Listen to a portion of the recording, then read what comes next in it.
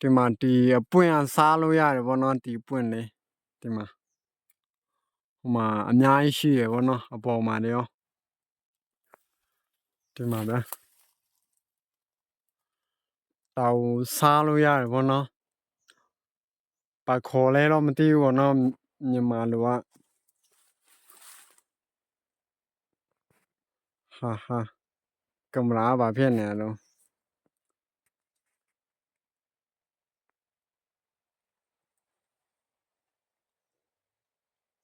ဟာကြည်လေကွာဒီမှာဗောနော်ဒီကောင်ဘယ်လိုလှုပ်စားရလဲဆိုကျွန်တော်ပြမယ်ဗောနော်လောလောဆယ်တော့ကျွန်တော်ခူးလောင်းမယ်ဗောနော်ခူးလို့ရှိရင်တော့ဒါမျိုးဆွဲပြီးခူးလိုက်ရုံပဲဗောနော်ဒီမှာ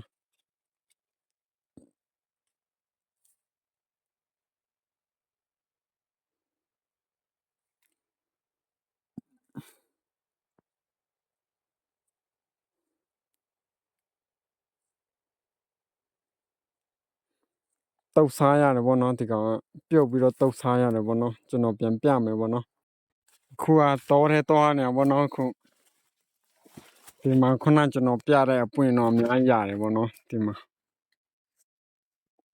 ပြီးမှကောင်းပြမယ်ဗောနော်ခုကတော့ထဲတော့နေဒီမှာပဲ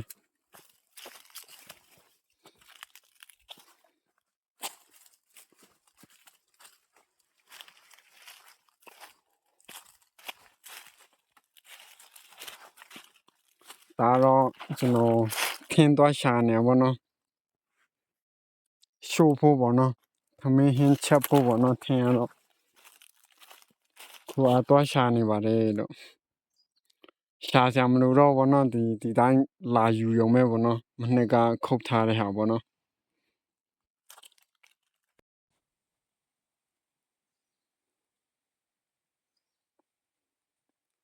ဒီပွင့်နေပေါ်တယ်ဗောနော်ဒီမှာတနက်တလေပဲစားရင်တော့ကောင်းတယ်ဗောနော်ခဏစားရင်တော့ကျွန်တော်ကမကြိုက်ဘူးဗောနော်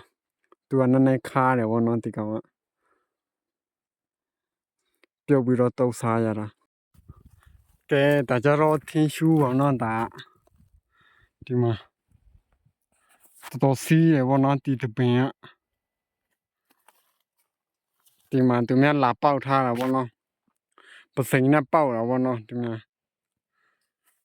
ဒီထင်းရှူးဆိုတာလည်းတောင်ပေါ်ဒေသမှာဆိုမဖြစ်မနေလိုအပ်တဲ့အရာတစ်ခုပဲဗောနော်ဒါလည်း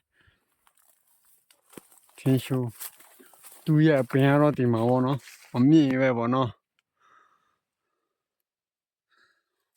ဟိုတောင်ပေါ်တွေမှာလည်းဟွာတွေလည်းအကုန်လုံးထင်းရှူးပင်တွေပဲဗောနော်တောင်ထင်းရှူးတော်လို့ခေါ်တာဗောနော်ဒီတော့ထင်းရှူးတော်မလို့ထင်းရှူးပင်တွေများတယ်ဗောနော်ထင်းရှူးတော့ဒီတပင်ကတော့တော်စီးရဗျာလာပေါက်ရမလားမသိဘူး